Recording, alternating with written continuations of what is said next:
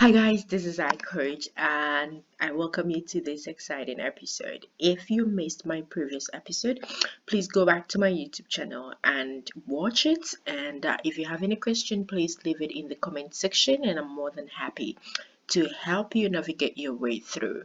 So I have had few questions from people who want to study in Australia, and some are also asking how they can actually travel overseas, especially to Australia, without necessarily applying to study.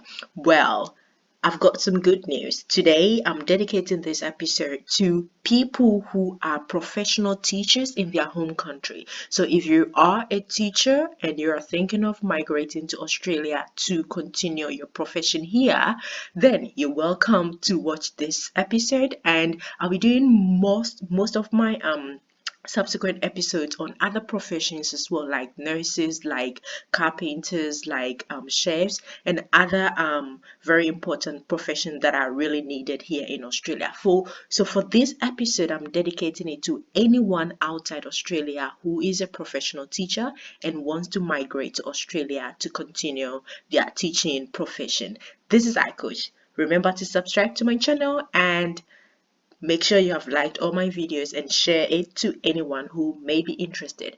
We'll be right back to talk more about this interesting topic.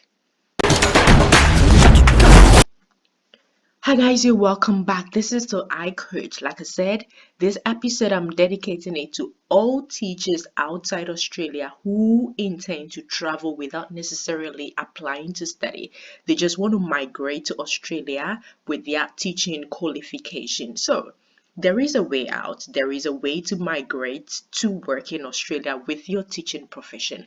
But you need to go through the process that is laid down by the Australian immigration. And first, I'm taking you through the very first requirement that you need to do or you need to satisfy before you can apply for a visa. Now, let me just quickly let you know that once you migrate to Australia, the visa that you'll be on will be full permanent residency. So if you apply offshore from your home country and you're eligible and you apply for the visa and you're granted, that visa that you'll be granted will be a full permanent residency. So that is really good news. That means that you don't have to pay for any fees, but there are some requirements that you need to meet. There are requirements that you need to satisfy, and the first requirement is what I am going to take you through. So this is called the Australian Institute for Teaching and School Leadership. So this AITSL, this is the assessing body that assesses every qualification that is in Australia and outside Australia regarding teaching. So if you're a teacher, whether you're a high school teacher, whether you're a primary school teacher, whether you're a middle school teacher, special education teacher, early childhood teacher, any of these teaching categories, this body will assess your qualification first and see if you meet the Australian qualification framework. And once you meet it, then you will be given a positive assessment before you can apply for your visa. So let's go through their steps on how you can apply for your assessment. Like I said, the first step is to apply to this very body to assess your qualification outside Australia, because they need to make sure that your qualification matches the Australian qualification framework and it's of the same standard.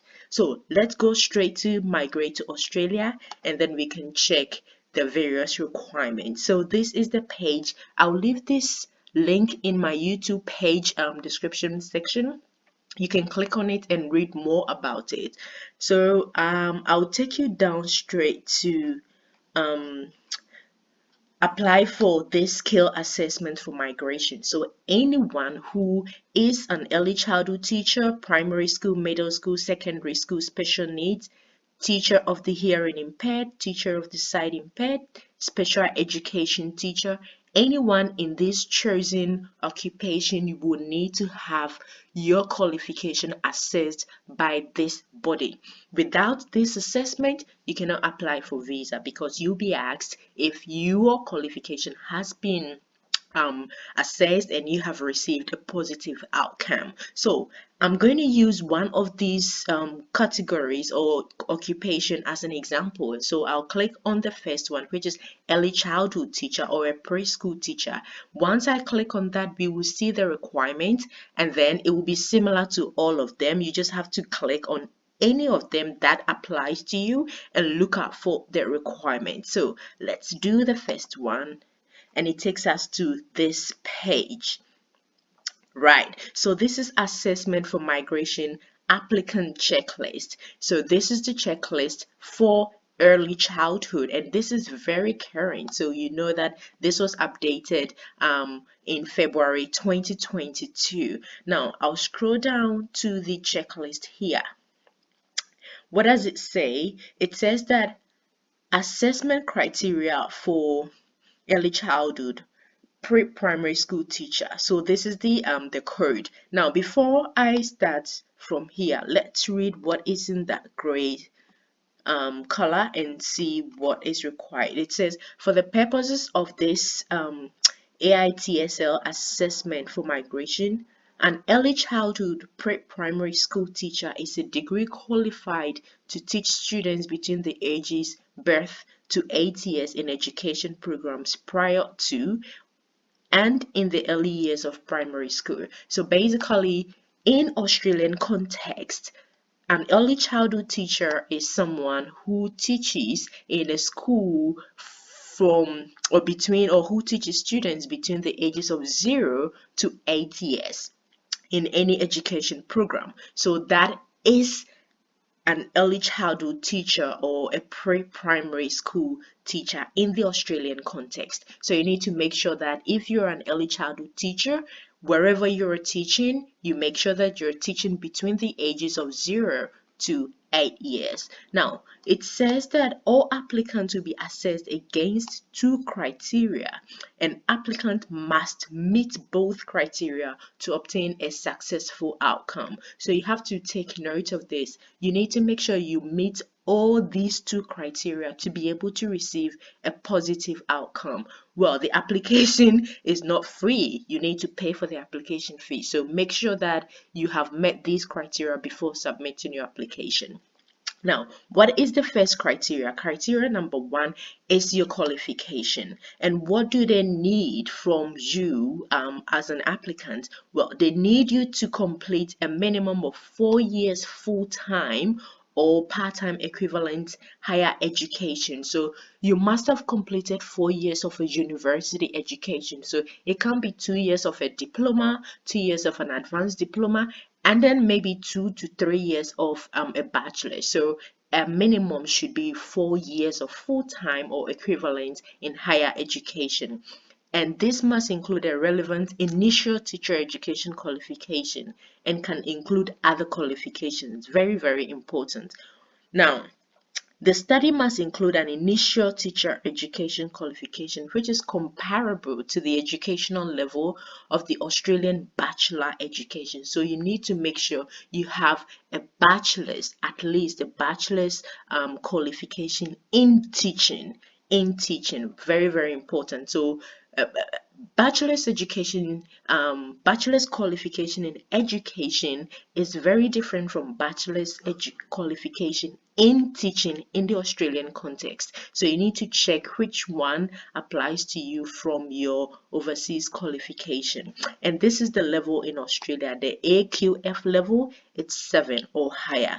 Now, it says that this is the first criteria, and then you have to make sure that you have completed at least 45 days of supervised teaching. So in some contexts, they call it teaching practice. I'm sure everybody who has done a bit of teaching qualification will do a practical component of the teaching where you go to the classroom to practice what you have learned in the classroom as well. So you need to have done this for at least 45 days teaching from 0 to 8 years of age students in the classroom. So these are the two qualifications, or these are the very two criteria which falls under the first one, which is the qualification. So you need to satisfy this qualification section. That is the first one. And it says that other higher education qualification requirement. Yeah, so if you have completed maybe a diploma, advanced or associate degree, any of them can also contribute to your qualification as well. So you need to make sure you have met the first criteria. Very, very important. Now let's go to the second criteria, and the second criteria is you need to have English language proficiency. English language proficiency, and this is how you can satisfy the English language proficiency.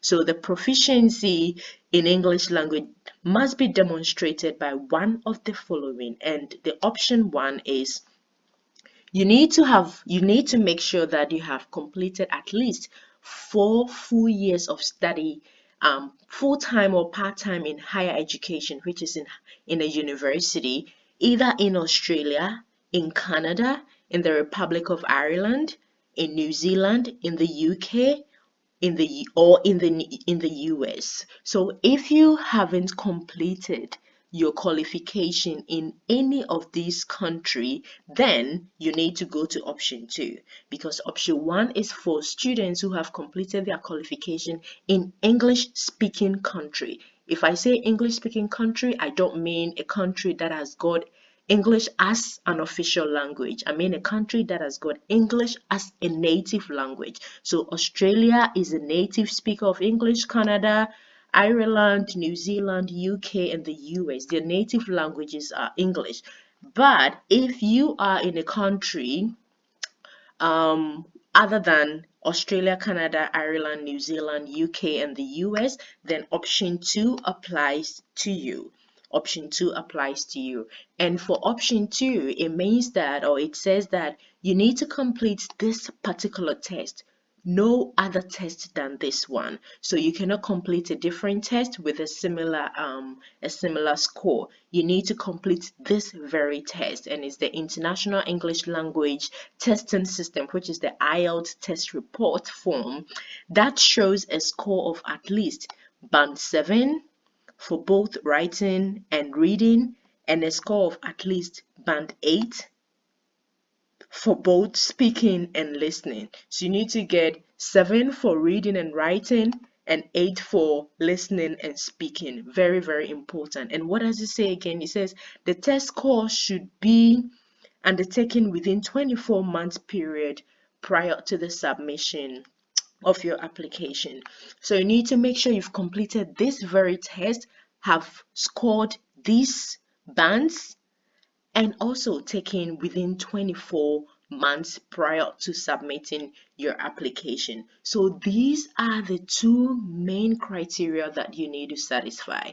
Your qualification, which should be at least 4 years of university qualification. You have done at least 45 days of supervised teaching in a classroom with students who are ranging from 0 to 8 years old, and also you have completed your IELTS with a band of 7 in both reading and writing and 8 in both speaking and listening, or you have completed your qualification in any of these native English speaking countries. Now, once you have met these two requirements, the next step is to gather these documents: your passport, 2 additional identity documents from the list, which is birth certificate or any of these, evidence of your name change if it applies to you, your initial teacher education qualification, of course, your testament, and then your transcripts.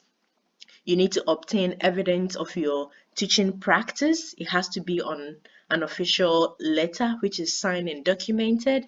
And also, if there are other higher education qualifications that you have, and you need to include these language tests that you have done, and gather all these documents and submit them in your application process. So this is just a checklist for you on which documents you need to gather for the application. These are the very main documents: your English requirement and then your qualification. Once you have these two, all you have to add will be your teacher practice from your school where you did your qualification, and then your passport and your your national document for the application. Now, once you have collected all these information, you just come down to the application here and go to Access Applicant Portal. It will take you through this portal, and all you have to do is to get registered and start putting in your application, upload all these documents that you have gathered, and you will get your qualification from overseas assessed. Like I said, once you get a positive outcome, the next step is to lodge an expression of interest on the immigration website and wait for an invitation to be called to submit your visa. Very simple, very easy. If you are not too comfortable, you can always apply for any of these through an authorized agent. And just be mindful that if you go through an agent, be ready to pay the fee that comes with it. But like I said, this is a very pretty simple process that you can do it yourself. That is why iCoach is here to give you all the guidance. Remember to send me an email or just leave every question you have in the comment section. I'm more than happy to guide you through the process. All you need to do is to make sure you have these two main requirements and you're ready to go. So guys, this is iCoach. Please remember to subscribe to my channel and be part of the iCoach family. If you are a teacher and you are interested to travel to Australia to continue your profession, take advantage of this opportunity, gather your documents, and start your application. I'll leave this link in my YouTube description page where you can click on it and read it at your own leisure.